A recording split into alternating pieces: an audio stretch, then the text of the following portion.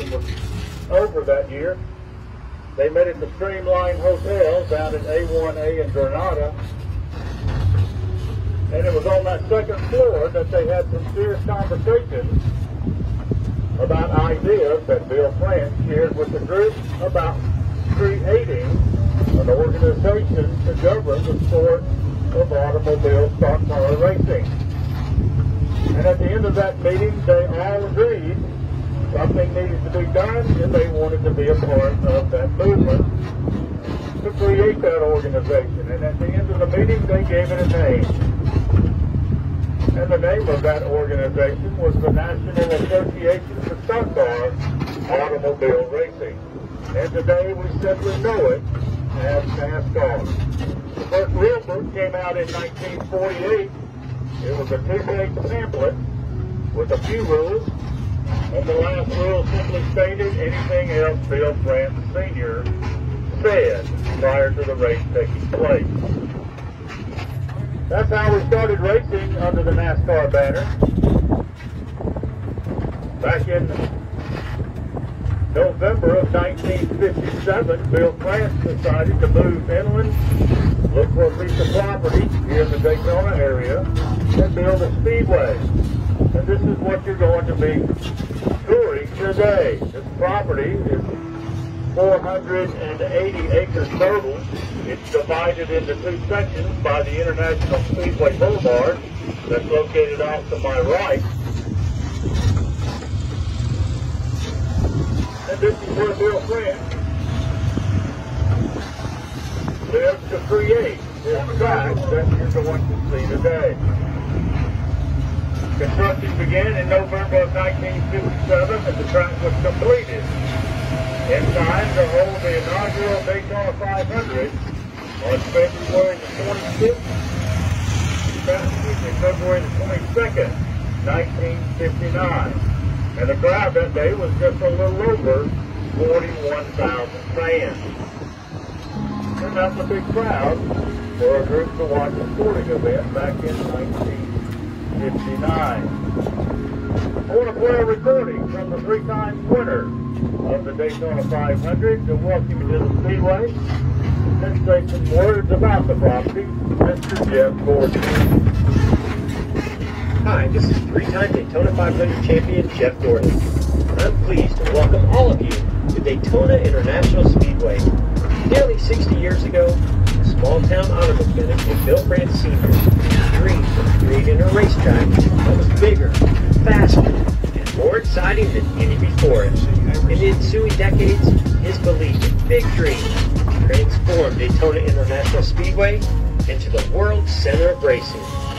Synonymous with names like Petty, Earnhardt, and Allison, Daytona International Speedway has captured the imaginations of the millions who have set foot on these hollow. And that's the photograph they used to name Lee Petty the winner because it was a photo finish.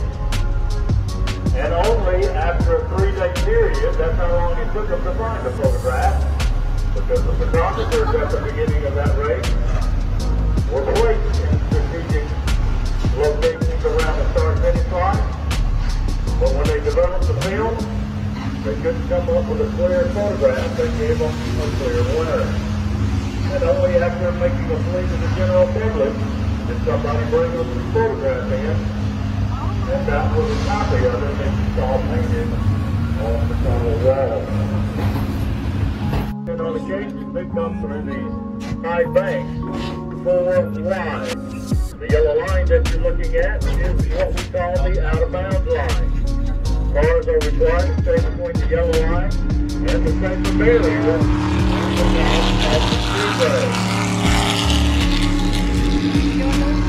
The cars that you see going around the speedway are cars of the NASCAR driving and ride-along experience. You can do either one of those two experiences or both, depending on your budget.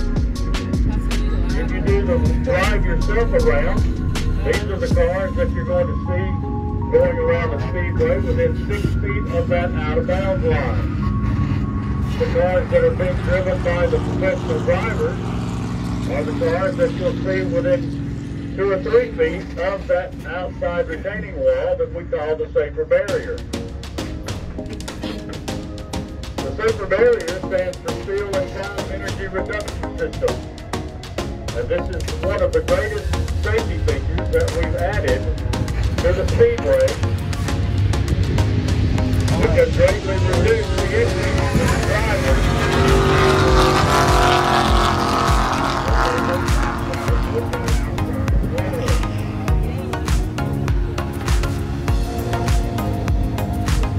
The safer barrier is made of a hollow steel tubing on the inside. Behind it, you have the west belt stop. Back away from the wall. All right, I'm going to pause right here. The number 44 car is coming back around as we speak. It's coming through turn 1 right now. These cameras ready, videos. Feel free to use the camera to take all the photographs and videos while I'm on it. And the speed to turn 4 up ahead. Start into the flyover to the finish line. You start out in the flyover with 3 degrees of banking and you go all the way up to 18 degrees of banking. That 18 degrees of banking starts going back down to 3 degrees after you cross the start finish line. And the start finish line, as I just said, is banked at 18 degrees, but on TV, they want you to think that area is flat as well. From the overhead drone shot that you get on race day, that drone will give you the impression that it is flat as well. Because the drivers are also so skilled in doing the burnouts and donuts, it also gives you the impression that it's flat. 180 miles per hour. The cars that you see down next to that yellow out of bounds line, coming up behind us as we speak, completing their 3 laps, they're still learning to trust the car, and they are at a much lower speed. If you're doing the drive yourself around, you can reach speeds of up to 150 miles per hour, depending on how quickly you activate the speed of the car. To build up this 180-acre infield as well as provide all of the banking around this 2.5-mile track. If your only experience is watching a race on TV at home, you might have the impression the front corner of the entrance to the fan zone. Now, I don't have the time to tell you how you get to do in the fan zone, so I'm going to encourage you at some point in time later on, go to our website, look at what you can have the opportunity to be a part of in the fan zone.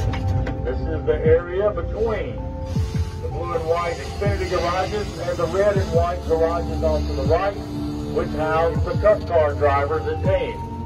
You'll see the stark difference in how they're constructed. The Cup cars, which is the set of garages, you get to go up to the backside where you have a big plate glass window to look through, and the openings under that plate glass where you can pass things in and out for autographs. And you can also take the stairs up on top of those garages because they are in the shape of a horseshoe. And it gives you ample opportunity to interact with those teams while you're in the fan zone, before, during, and after the races. The blue and white garages on our left belong to the Xfinity series, and these are in the historical straight line formation, which is how you'll see most of the garages at the speedways and racetracks we participate in the NASCAR series. And the garages you see on down where we house all of our emergency response equipment, we call these our temporary garages because we do own all of the emergency equipment that you see on race day, responding to the drivers to make sure they have every opportunity to remain safe after being involved in crashes, collisions, wrecks, or just getting out of shape. This is going to be our first stop on tour. I'm going to ask you to drop the chains on my right. That's on the fence side. To the right, drop the chains. Watch your stepping off of the tram. Walk to the back of the tram, and I'm going to... You heard that car starting to spit sputter. As we come, we're in a